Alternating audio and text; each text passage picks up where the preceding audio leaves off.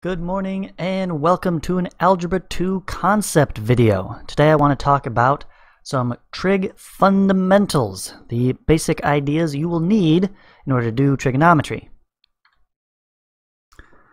This is only going to be part 1, so we'll cover the first 5 fundamentals in this video and the next 5 in another video. So, what do you need to know before you start diving into trigonometry? What is the baseline from geometry and algebra that you're going to need to make these trig concepts work? I would start with Pythagorean Theorem. You absolutely must have good old Pythagorean Theorem, the classic a squared plus b squared equals c squared. You have to have that memorized. You have to know how to use it. Given two sides of a right triangle, find the third side. Extending onto that, I highly recommend memorizing some Pythagorean triples. This will make your life easier. The 3, 4, 5 triangle is the #1 favorite triangle of the SAT. One of the most common in all of math problems. Not necessarily the most common in the real world, but for the realm of math, it's everywhere. Gotta have that memorized. And then I would push it. I would go to the 5, 12, 13. I would look at the 7, 24, 25, and even 8, 15, 17. These are the top 4. The 4 simplest, smallest integer for Pythagorean triples. And be on the lookout for multiples. Remember, you can, of course, double or triple everything. The 3, 4, 5 could be disguised as a 30, 40, 50. Right? Recognize it and know that I don't have to do the calculation of Pythagorean Theorem because I've memorized those triples. All right. Moving on from that. There are a couple special right triangles that are worth knowing even more about. Okay? And these guys would be the 45, 45, 90. Right, so you have a right triangle where both angles here are 45 degrees. And the 30, 60, 90, which is probably, if it's not the 3, 4, 5, it's the 30, 60, 90 that is the most common in the SAT. Well, that didn't quite turn out to be a right triangle, but we'll move on. So this is 60, and this angle here would be 30 degrees. What is so special about these? Well, one, their angles themselves are very simple and easy to calculate one from the other. I hope you can recognize 90 minus 60 is 30, and 45 plus 45 is 90. So the angles are very convenient.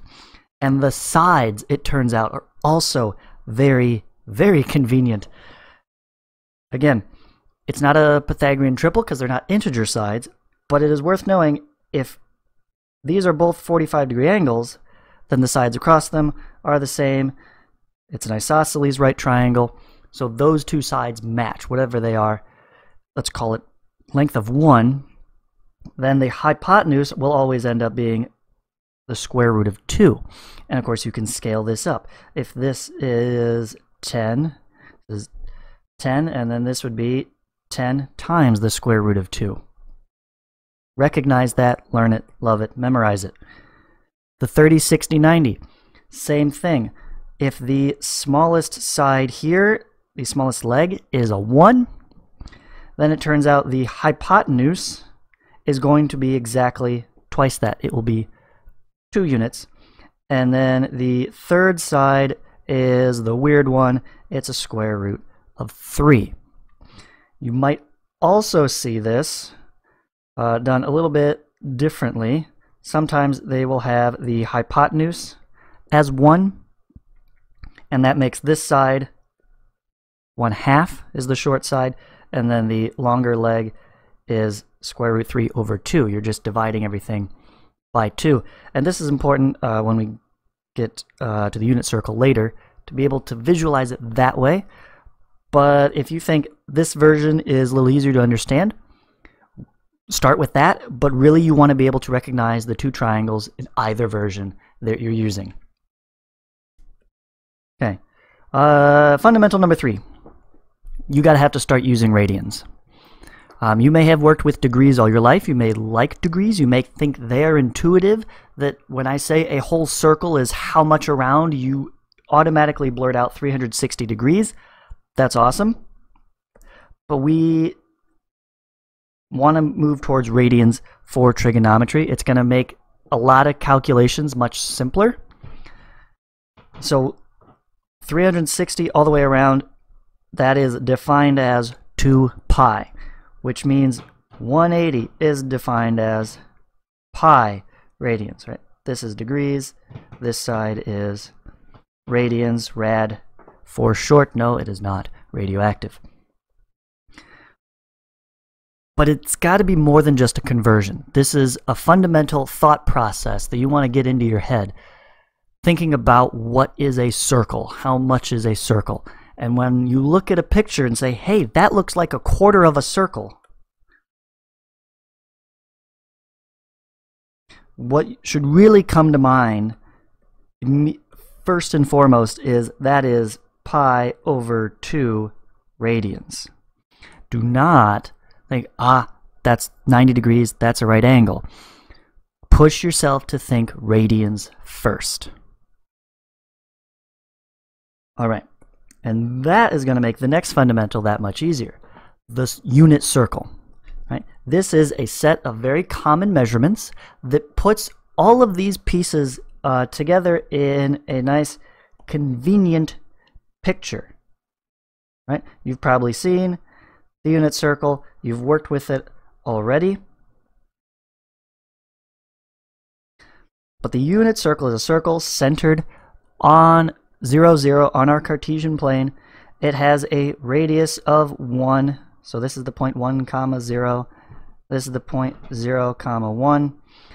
And we really like to fill in other points on this circle. There are 3 of them that stand out in quadrant 1. Let me zoom in to that real quick. The easiest, of course, is right down the middle at the 45 degree mark. Oh wait, no, we're supposed to be using radians, so this is pi over 4, right? And it's halfway up. And so it's gonna be, well, if that's pi over 4, that's a 45 degree angle.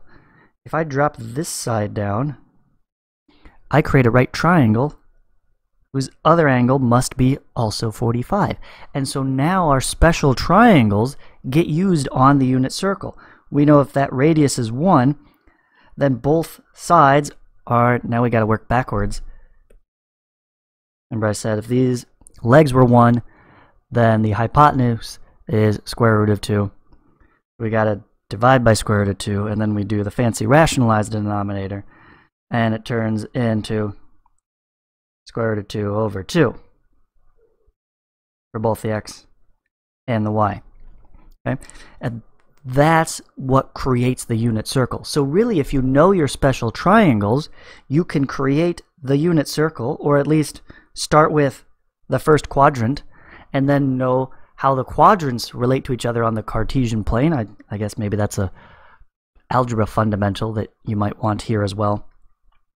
And that'll let you fill in the rest of them, because this angle we take as the 30 degree angle, and the sine of 30 degree angle is always 1/2, because that gives us the short side here, and the, nope, I'm sorry, the short side is the y1, so that's going to be 1/2. This is square root 3 over 2. See, almost switch that up there. Right?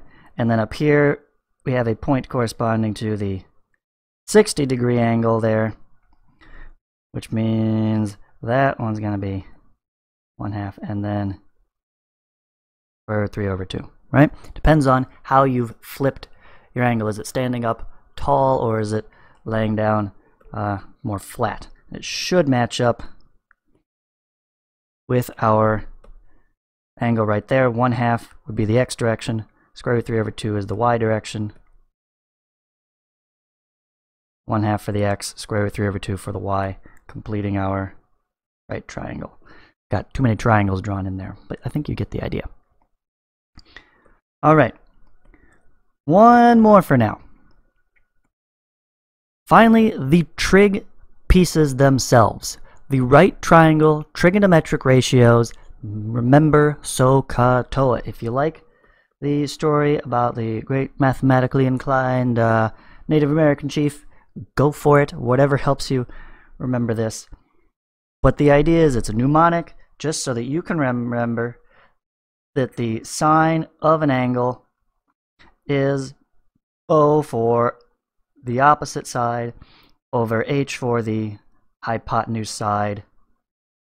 Cosine of that same angle would then be the adjacent side measure divided by the hypotenuse. And TOA, the tangent, is the opposite over the hypotenuse.